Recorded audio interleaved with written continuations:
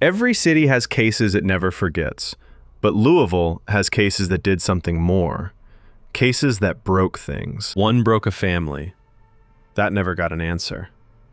One broke 2 families in a single night. One broke the legal system itself so publicly that law schools still teach it. And one, just a few years ago, broke a whole town's silence. These are 4 Kentucky cases that shocked the entire state and what each one left behind. Case 1.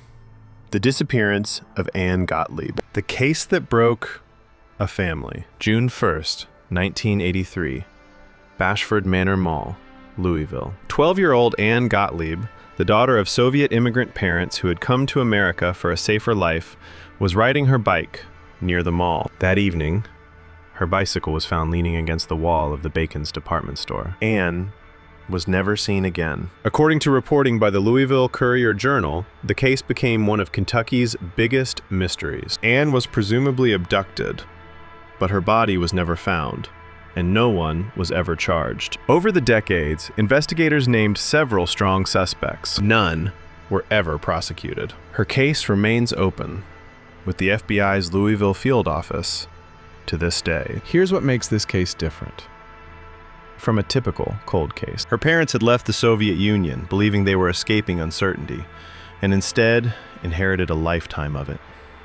40 years on, the FBI still lists her. The bike against the wall remains one of the most haunting images in Kentucky crime history. Evidence of a child who was right there and then simply wasn't. Case 2, the Trinity murders. The case that broke a city's sense of safety. September 29th, 1984. 2 17-year-old students from Trinity High School, Scott Nelson and Richard Stevenson, were driving to a football game at the DuPont Manual Stadium. They got lost.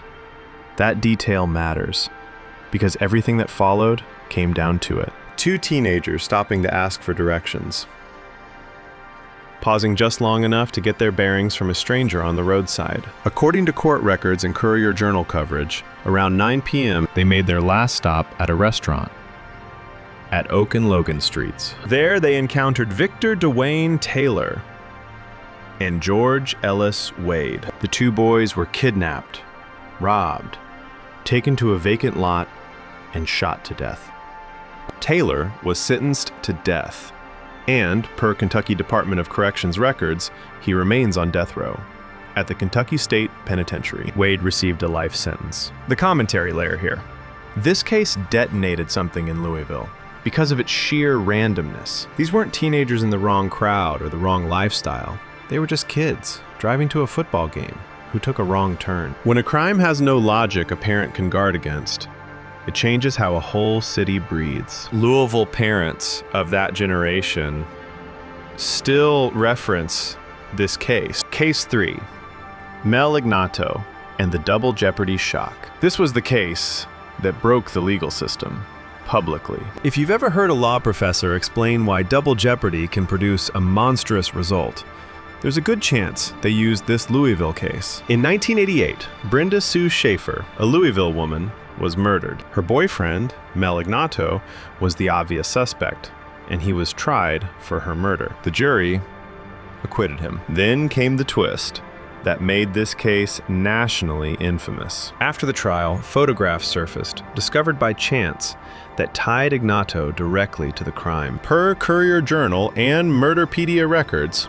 the evidence was damning, and it didn't matter.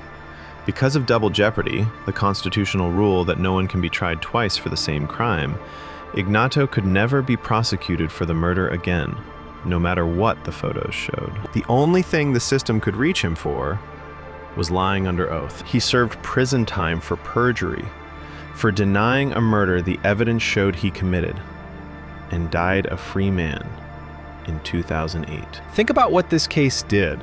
It forced an entire state to stare at the gap between justice and law. The system worked exactly as designed, and the result was that a man everyone could see was guilty walked free for the killing itself. That's why this case gets taught, debated, and still makes people angry, almost 40 years later.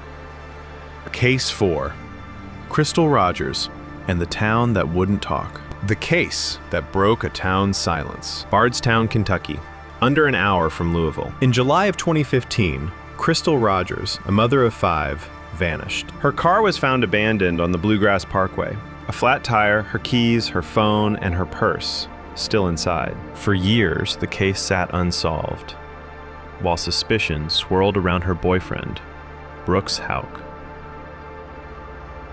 The case became one of the most heavily covered mysteries in Kentucky history. WHAS built the Back to Bardstown podcast around it, and Oxygen produced the documentary The Disappearance of Crystal Rogers. And then, finally, the silence cracked. Per Courier-Journal reporting, Brooks Houck was convicted in connection with her murder, and 2 other men were also convicted in connection with her disappearance, even though Crystal's body has never been found. The commentary thread.